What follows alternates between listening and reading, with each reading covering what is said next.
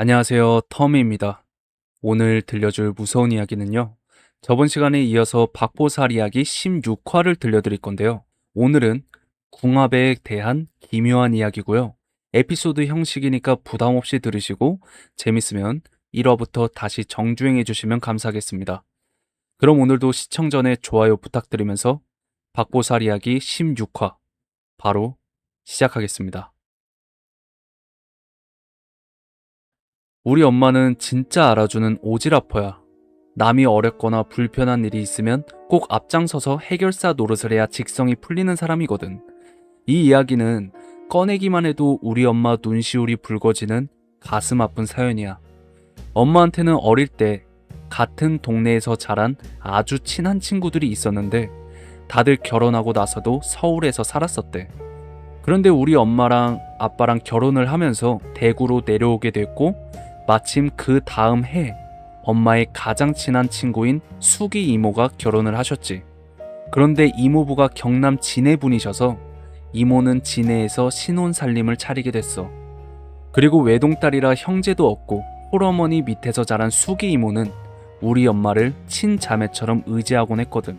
그래서 엄마는 멀리 있던 친한 친구가 조금이라도 가까운 곳으로 와서 정말 기뻐했지. 그리고 마침 엄마가 나를 낳은 해 11월에 수기 이모도 정말 예쁜 딸을 낳았어.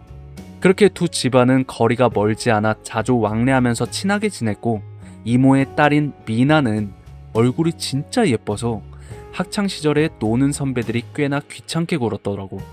그때 우리 엄마는 차라리 안 예쁘고 편한 게 낫다면서 가슴을 쓸어내리곤 했지.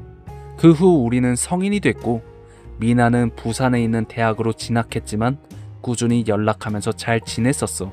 그런데 대학교 2학년 때 갑자기 이모부가 가남 판정을 받으셨고 1년도 되지 않아 허망하게 세상을 떠나고 마셨지.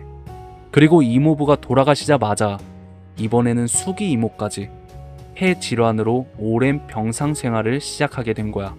그렇게 되니까 미나가 학업이랑 간병을 동시에 하는 게 너무 힘들겠다는 생각에 우리 엄마가 나서서 대구에 있는 대학병원으로 옮기라고 강경하게 권유했지.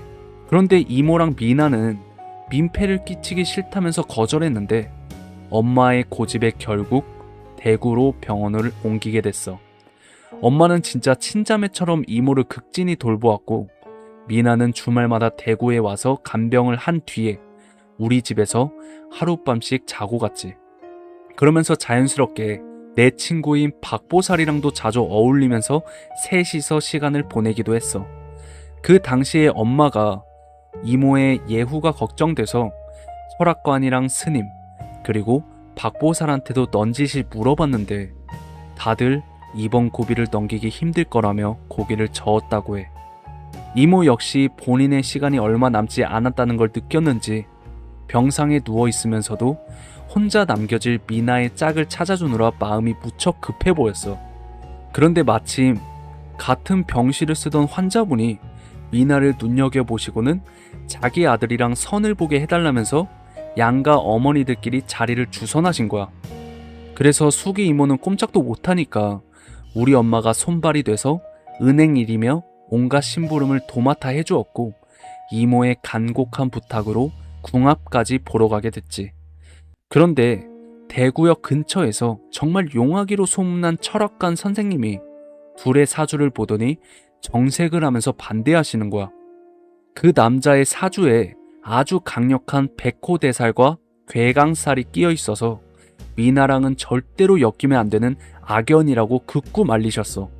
근데 엄마는 차마 남자 쪽 어머니 앞에서 상세한 풀이는 전하지 못하고 그저 궁합이 좋지 않다는 이야기만 넌지시 흘렸지.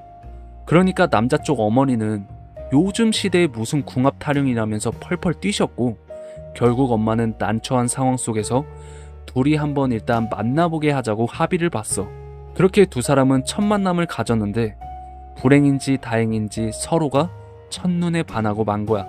상대는 우리보다 9살이 많고 정육점을 운영하는 덩치 크고 훤칠한 훈남이었어. 그리고 둘이 깊이 좋아하는 게 보이니까 수기 이모는 본인이 눈을 감기 전에 결혼을 서두르길 원했고 궁합 따위는 개의치 않겠다면서 혼사를 밀어붙이시더라고.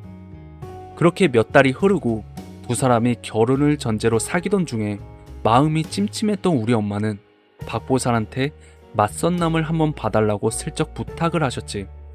그래서 나랑 박보살 그리고 미나 커플이 자연스럽게 식사 자리를 마련하게 됐어. 그런데 도착해서 그 남자를 보자마자 평소 먹을 것만 보면 환장하던 박보살이 갑자기 속이 안 좋다면서 식사를 거부하고 찻집으로 가자는 거야. 그렇게 우린 찻집에서 짧게 이야기를 나눈 후에 서둘러 집으로 향했어. 그런데 집으로 가는 차 안에서 박보살이 심각한 표정으로 계속 굳어있길래 나도 굳이 입을 열지 않고 묵묵히 운전에만 집중했지.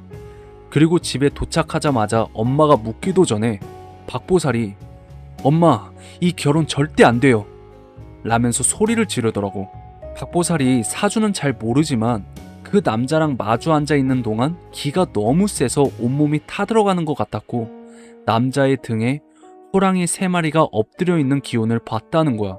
그리고 범띠인 박보살마저 기에 눌릴 정도로 사나운 기운이라 유순한 미나가 그 남자랑 엮이면 목숨을 잃을 거라면서 길길이 날뛰더라고. 다만 그 남자가 정육점을 하는 건 자기 사주의 흉한 칼 기운을 직업으로 땜질하는 거라 본인 몸에는 아주 잘 맞는 업이라고 덧붙였어. 이야기를 들은 엄마는 가슴이 덜컥 내려앉았고 그날 저녁 우리 집에 놀러온 미나한테 조심스럽게 이 사실을 털어놨지. 그런데 미나는 이미 사랑에 눈이 멀어서 엄마의 걱정 어린 경고를 그저 귓등으로 흘려듣는 눈치였어. 그리고 아무리 친한 사이라 한들 남의 집안일에 더는 간섭할 수가 없어서 엄마도 씁쓸하게 입을 다물 수밖에 없었지. 그렇게 2달이 지난 뒤에 결국 수기 이모는 세상을 떠나셨고 슬픔이 가시기도 전에 갑자기 미나가 남자친구랑 우리 집으로 찾아왔더라고. 그리고는 아빠 엄마 앞에서 뱃속에 벌써 구주된 아기가 생겼다면서 고백을 한 거야. 그리고 당시에는 이모가 사경을 헤매고 계셔서 차마 말씀드리지 못했고 49제가 끝나는 대로 식을 올리겠다고 수줍게 웃는데 그 순간 우리 엄마는 아기가 생긴 건 축복이지만 그래도 헤어지는 게 낫지 않을까 하는 불경한 생각이 들었대.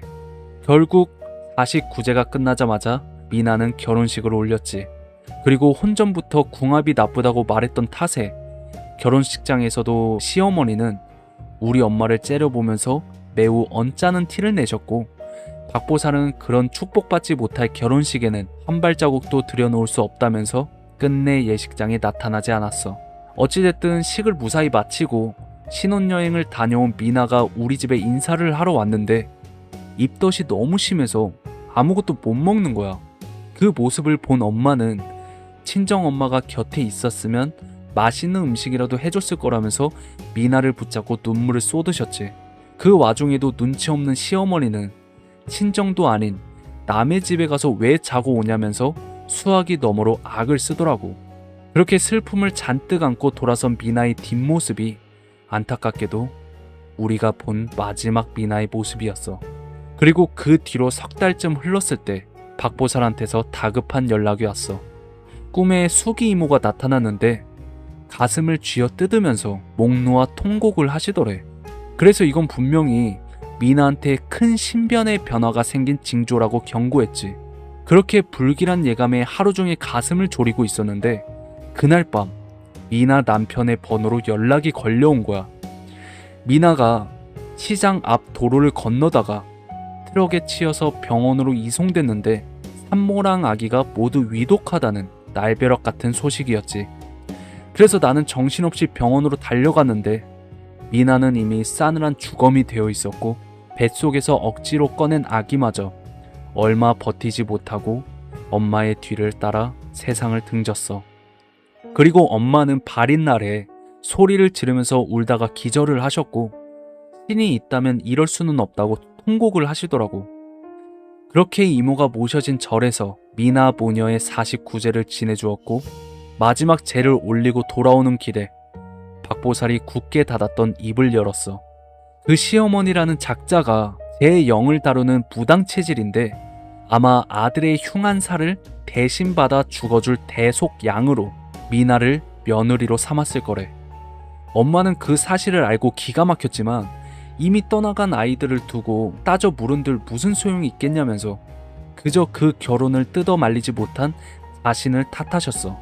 그리고 미나가 혼전 임신 사실을 고백했을 때 마음속으로 품었던 못된 생각 때문에 부정이 탄 게 아닐까 싶어서 매년 미나가 태어난 11월만 되면 엄마는 자식을 잃은 것처럼 마음의 병을 앓으셔. 그때 조금만 더 억지를 부려서라도 뜯어 말렸다면 미나가 살아있지 않았을까 하는 희망을 품은 채 말이야. 사실 우리 큰언니도 형부랑 결혼할 때 우리 쪽에서 본 사주로는 절대 엮이면 안 될 상극에다가 혼인을 하면 단명할 궁합이었거든. 근데 형부네 집에서 괜찮다며 결혼을 강행했고 그 대가는 정말 혹독했어. 결혼식 다음 날에 시댁 어른들이 교통사고로 모두 급사하셨고 얼마 지나지 않아 언니네 부부도 오토바이를 타다가 트럭을 들이받는 대형 사고를 당하면서 두 사람 모두 중환자실에서 사경을 헤맸거든.